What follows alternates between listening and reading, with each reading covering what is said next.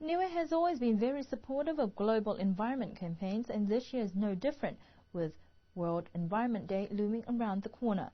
Many species, one planet, one future is the focus of World Environment Day for this year, which will be tomorrow, urging the world to conserve the diversity of life on our planet.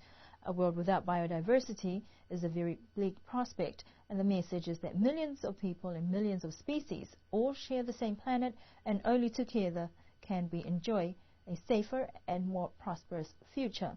Niue will play its part in this global campaign with a set program to be held tomorrow. The Niue Environment Department will be opening their doors for an open day display from 9 until midday, and it is also open to the public.